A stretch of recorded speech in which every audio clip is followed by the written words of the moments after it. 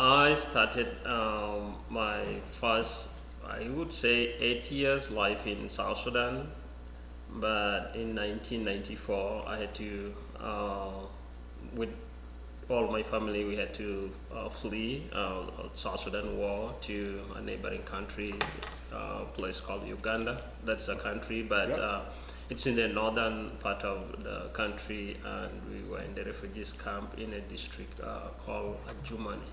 I spent almost all my entire life up until 2010 in Uganda. So I started my primary school, which is like here grade 1 up to grade 7, and went to high school, then finished my high school all in Uganda. So yeah, I've been there for almost since 1994 up until 2010. I remember for me to be able to finish my high school, I have to sell bananas, I have to sell sweet potatoes, and to do that, you have to put it at the back of my bike, my bicycle. It's not like, I don't know, I've never seen the type of bike here. It's not like the one that have multiple gears.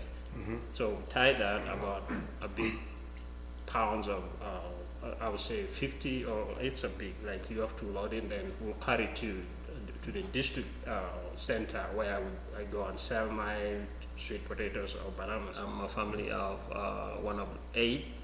I have 5 sisters and 3 of us boys, so yeah. And the sisters were all In Uganda. in They Uganda. left prior to us going to Uganda because it was a little tense, and by that time me and my younger brother were young, and when the war was uh, like drawing closer, there was a forceful like recruitment, like for whoever is able to probably carry AK-47. So my older brothers, they had to go, and my sisters, I remember I was young, but there was an issue where young girls were forcibly like taken by soldiers, like they just forced them to basically get married. So my most of my neighborhood, like the girls, they had left. So my elder sisters, they also left. So they went to Uganda before we went. So yeah, by the time we reached in Uganda, they were already there. You know, as a refugees, you are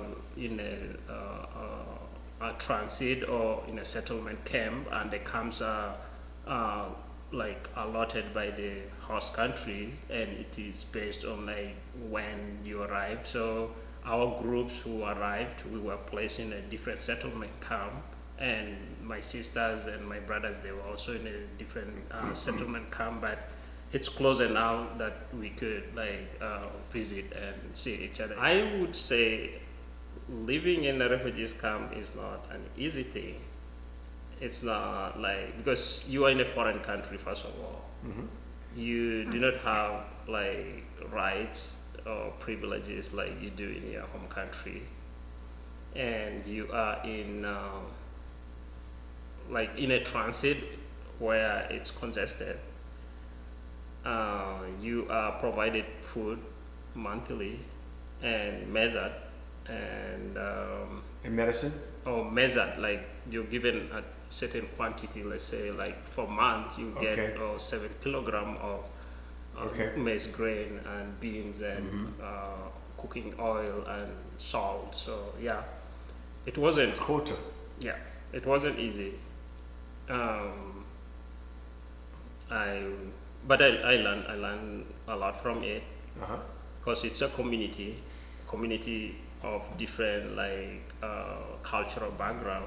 They speak different languages.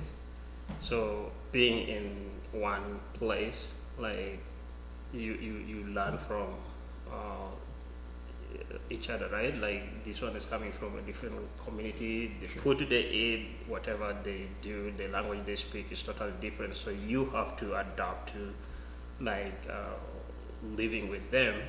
So the life was not easy, but one of the most important advantages I would say is like me able to go to school. I am right now able to speak English because of me being a refugee in 2010 when I went back to South Sudan. Then I got a chance of going to medical school for 3 years. That was 2010 up until 2012. Here we have doctors, we have nurses, we have medical assistant, then we have also physician assistant, right? Yep. So in my country, we have doctors, we have physician assistant, then nurses. So the Then training, what?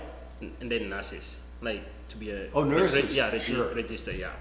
So my training was as a medical assistant. Okay. That's like a physician assistant. Right. I can have my own patient, like do my own assessment, do prescription for them, and after that, then in 2013 I got a chance to work for one of the international organization that's Doctors Without Borders. So, yeah, I think 2014 and 2015 up to until March, that's when I think 2 years with Doctors Without Borders, so roughly 2 years. But after I left my previous assignment in the refugees camp, I again went back. I met one of my supervisor and she asked me to go with her to another location within South Sudan, but that was like internally displaced. Yeah, it was an outreach program because by then there was an outbreak of war in South Sudan in 2013. So there were communities, South Sudanese who were displaced. So they were in areas where they don't have access to any medical services. So yeah, and then MSF they go where like areas that are unreachable. Mm-hmm. So they go there. I remember that was my first time flying with the helicopter. It was a long flight, and it was so loud that I was at the back by myself, and I think there were 2 Ukrainians at the front, the pilots. So yeah, it was a long flight. So yeah, I spent there I think almost 3 months. Then my time ended, and by that time I was already in the process of coming to the US. So